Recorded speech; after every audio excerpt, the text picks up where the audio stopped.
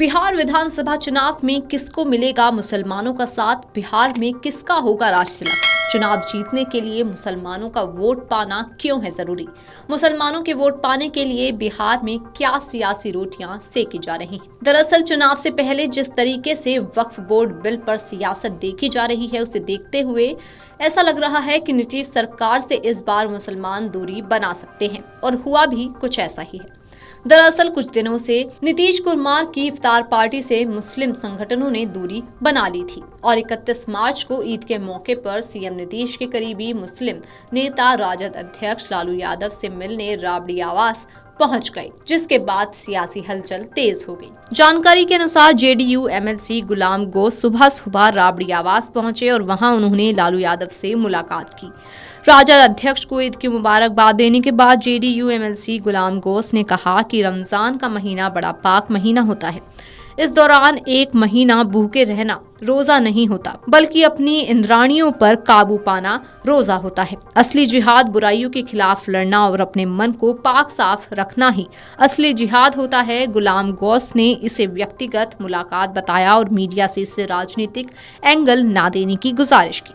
JDU MLC गुलाम गोस को मुख्यमंत्री नीतीश कुमार का काफी करीबी नेता माना जाता है।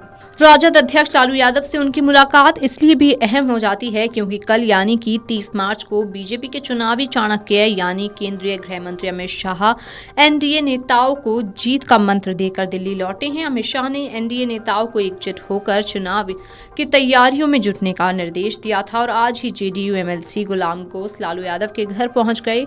गुलाम गोस ने इस दौरान वक्फ बिल पर कोई भी प्रतिक्रिया देने से भी इनकार कर दिया। हालांकि आपको बता दें कि बिहार की मुस्लिम पॉलिटिक्स की बात की जाए तो यहाँ पर करीब 17.7% मुस्लिम आबादी है। ये किसी भी पार्टी का खेल बिगाड़ने और बनाने का पूरा धमकम रखते हैं।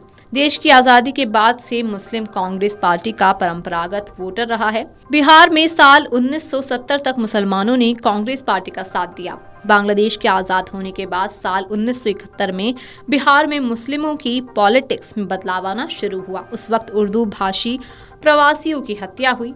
जयप्रकाश नारायण के आंदोलन ने भी काफी असर डाला था। इसकी वजह से साल 1977 में कर्पूरी ठाकुर के नेतृत्व में जनता सरकार का गठन हुआ। ऐसा पहली बार हुआ था जब मुसलमानों ने कांग्रेस पार्टी के खिलाफ वोट किया था। इतना ही नहीं, मुसलमानों ने कांग्रेस पार्टी को साल 1980 में फिर से वापसी कराई, लेकिन 90 के दशक में फिर से कुछ बदलाव देखने को मिला। लालू यादव के साथ मुसलमानों के जुड़ने की एक बड़ी वजह 1989 में हुए भागलपुर का सांप्रदायिक दंगा रहा। मुस्लिमों का वोट बैंक एक बार फिर से कांग्रेस से छिटक गया।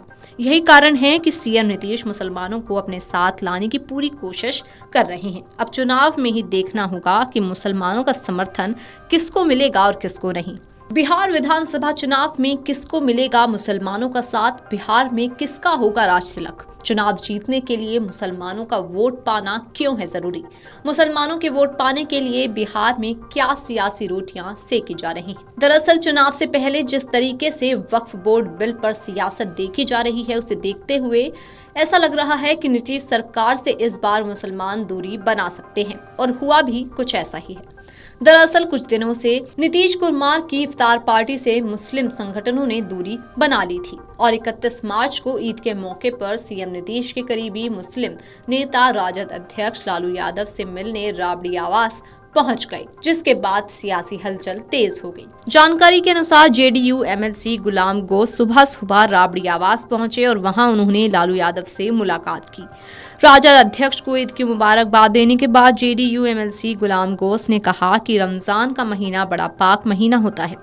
इस दौरान एक महीना भूखे रहना रोजा नहीं होता, बल्कि अपनी इंद्राणियों पर काबू पाना रोजा होता है। असली जिहाद बुराइयों के खिलाफ लड़ना और अपने मन को पाक साफ रखना ही असली जिहाद होता है। गुलाम गौस ने इसे व्यक्तिगत मुलाकात बताया और मीडिया से इसे राजनीतिक एंगल ना देने की गुजारिश की।